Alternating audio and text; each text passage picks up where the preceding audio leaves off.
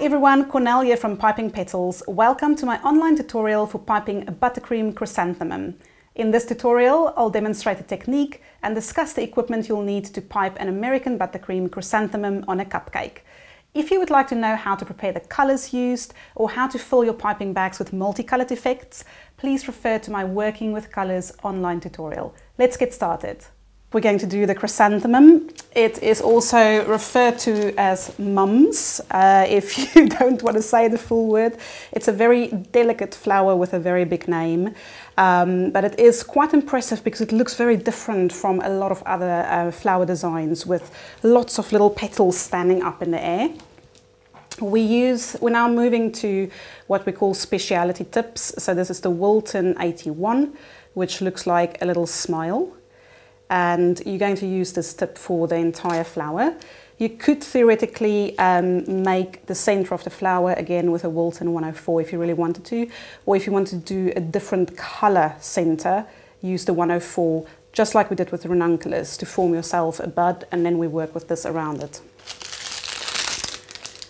So nice and tight around your finger, and you want the bottom of your smile to be on your cupcake. I'm just going to start with this to form ourselves a little blob.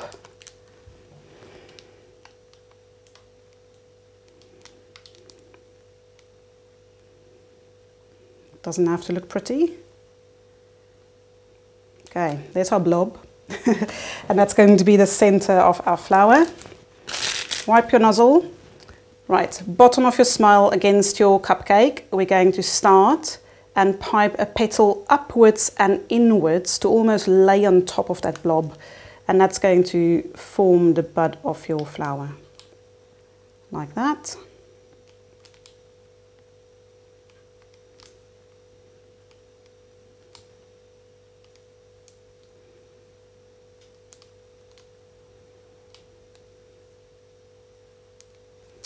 This is the flower that takes me the longest to pipe, because it's got so many little petals and the nozzle is quite small, so it does require a bit of work. Okay, so there you've covered your blob and you're starting to form a bud for your flower. So we're going to do exactly the same thing, going around in a circle with another layer of petals, trying to do the next petal overlapping two previous ones. So you're going to place your nozzle between two previous petals and pipe upwards, making it slightly shorter than the previous layer. With this nozzle, not every petal will look the same at the end. Sometimes it looks like it's a little bit torn, and that's absolutely fine. It just gives a very natural look to your flower. That was our second layer of petals. We continue with the same thing. You'll notice with this one we've got accentuated dual edge method that I've filled the bag with, which just add another dimension to the chrysanthemum. If you want to know how to fill your bag to get those stripes on either side of your petal, you can refer to my Working with Colors online tutorial to see how we do that. Okay, that bud is looking very nice. So the next layer we're going to start at the bottom and just slightly vertical in an upwards motion to start opening your petals up. So right at the top of your petal, it's the only place where you change direction.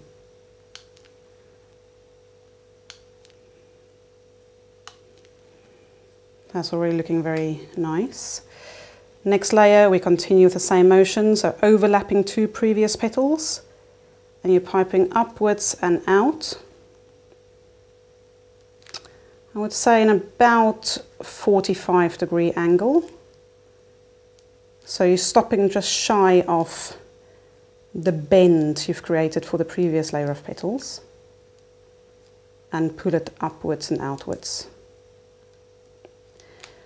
Now, the key to piping a chrysanthemum is the consistency of your buttercream, because if you've got a very runny buttercream, you're going to have petals that fall over all the time.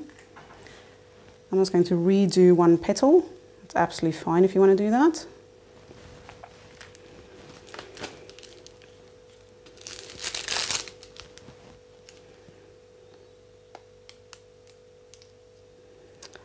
Okay, and we continue with this motion. So for my buttercream recipe, please go to my Blooming Bakes YouTube channel and you can see the recipe I use for this one. Another handy tip I can give you for the chrysanthemum is because of the size of the nozzle and the amount of pressure you add on squeezing that petal out, the buttercream heats up in your hand quite a lot. So you will notice that if you do 2 or 3 chrysanthemums with the same piping bag, their colour will differ. So the third one you'll do will be significantly darker in colour than the first one. So don't overfill your bag if you want exactly the same colour for your chrysanthemums.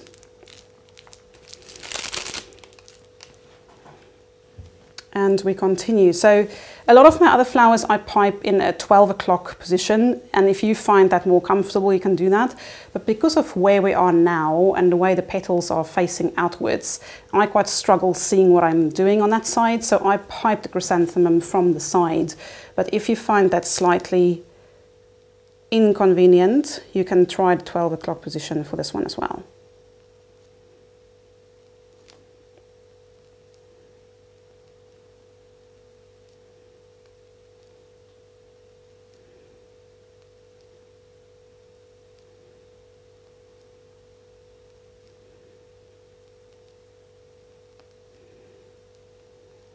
So you can see I'm almost tilting my cupcake in a vertical position to get in there. But because of your buttercream being really stiff, it doesn't matter, your petals will stay up. Right, so we're almost right at the cupcake level now with the petals. So we're going to continue around, putting your nozzle against the cupcake and just pulling up with about a 45-degree angle.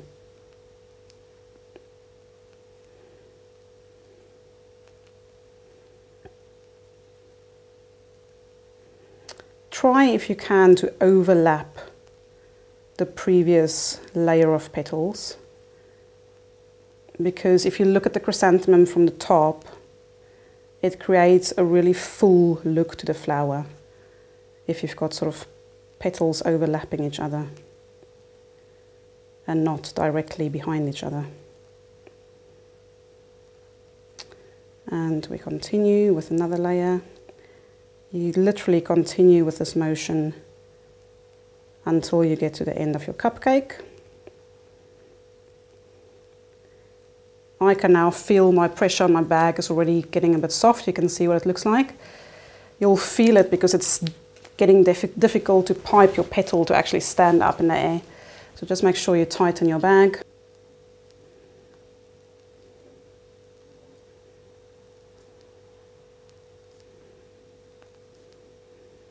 And we're getting to probably 2 more rounds of petals. You can see why this is the flower that takes me the longest to pipe. Although you get quite quick doing the petals when you get used to it, but it still takes a little while because there is a lot of it.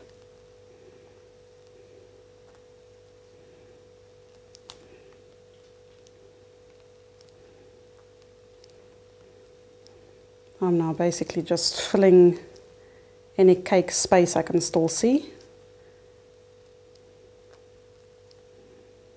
Remember, your buttercream acts as a seal for your cake as well. So any surface space that's left on your cake open might mean that your cake can dry out a little bit.